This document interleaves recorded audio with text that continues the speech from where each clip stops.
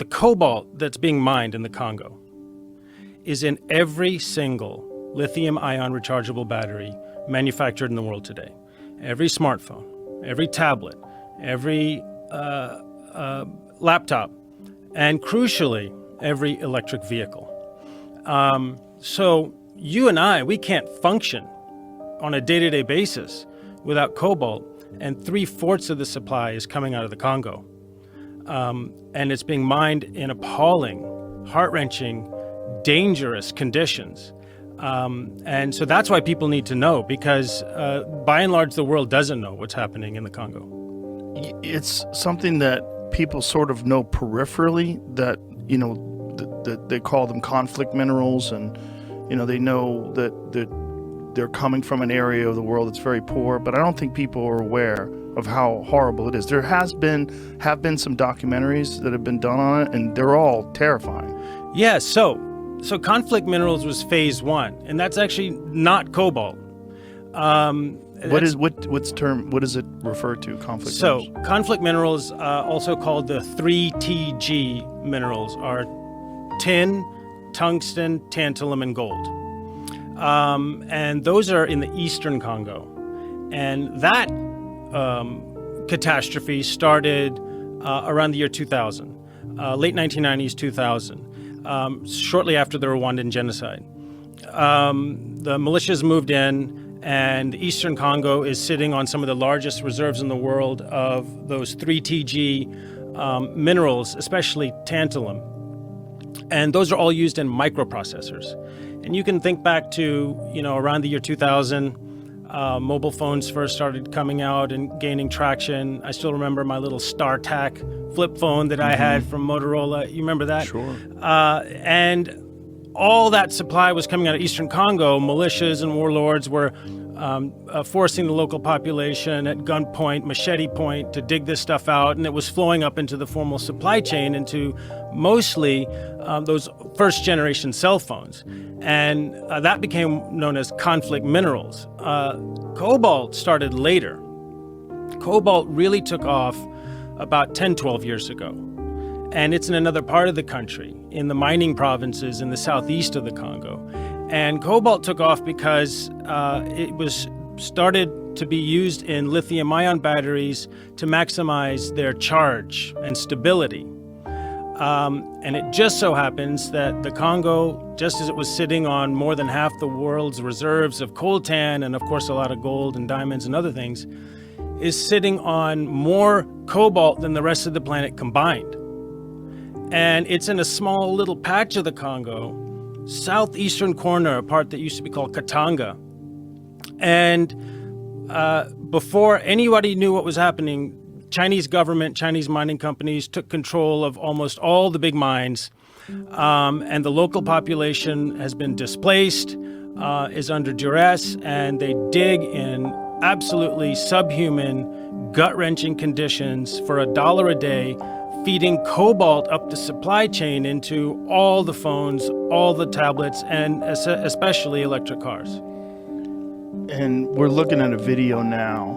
Jamie, what is this? The mines? This is video. So I think so. This is so crazy to see. This is the bottom of the supply chain of your iPhone, of your Tesla, of your Samsung. I mean, I'm just naming those companies. Right. It's all of them, right? All of them. We're not just picking on them. And here's what you need to know, Joe, about this video. I was the first outsider to get into this mine. And that's why it's just a really short video that I was able to take.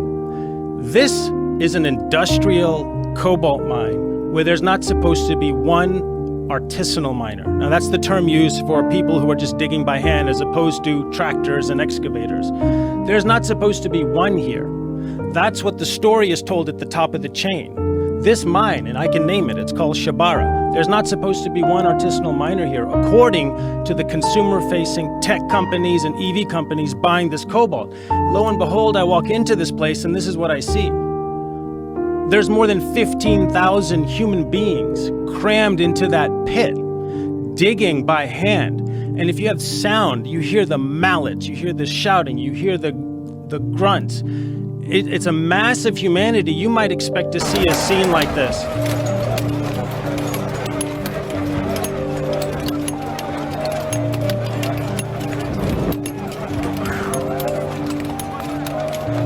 So there's a term that gets used, clean cobalt. There's no clean cobalt. It's not real. No. It's all marketing. It's all PR. It's a fiction. Just like that place, there's not supposed to be any artisanal mining there. It's all done industrially. That's the story told at the top of the chain.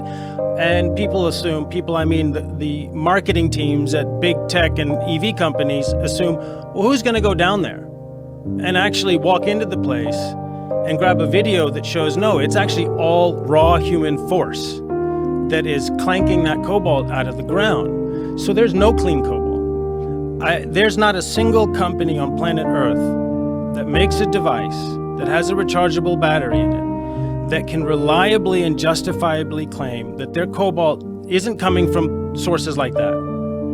And that's the truth that needs to get out there. That's the truth people need to understand, because this is a story that goes back generations. There's these fictions told at the top of the chain about what conditions are like at the bottom. And truth seekers have to go find that truth and enlighten civilization so that people get agitated about it and want to do something about it. So there's no clean cobalt. Let's just make that totally abundantly clear. And anyone that claims otherwise is either peddling in falsehoods or is recklessly ignorant of the truth. Are there any industrialized cobalt mines that use machinery and don't use slavery and don't use child labor and don't use these people that live in unimaginable poverty? I've never seen one.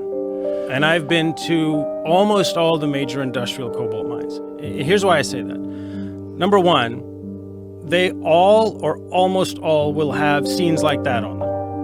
Thousands of individuals clanking away for $1 or $2 a day, okay? They don't have safety equipment, all that stuff. That cobalt's toxic to breathe. They're breathing it in all day. No masks. No masks, no filtration no systems. gloves, half those guys are in flip-flops. All right? So almost all the industrial mines will have scenes like that. So that's number one. They'll say there are no artisanal miners there, no children there. And if you zoom in, you'll see that amongst that sea of humanity, there are thousands of kids, teenage boys in this case, because that requires a certain amount of force to clank away in that pit. Number two, there are hundreds of other artisanal mining sites scattered in the mining provinces outside of industrial mines.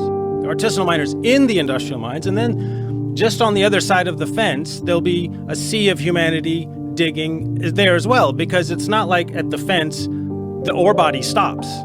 There's copper, cobalt, other things outside as well. So there'll be hundreds of sites where there are hundreds of thousands of people across the mining provinces digging. All that production is sold right back to the industrial mining companies. So it enters their supply chain as well. And then so they take what they extract with industrial equipment, artisanal miners inside the mine, artisanal miners, including children, outside the mine. It all gets dumped together into the same batch of acids to process and then flows up the chain.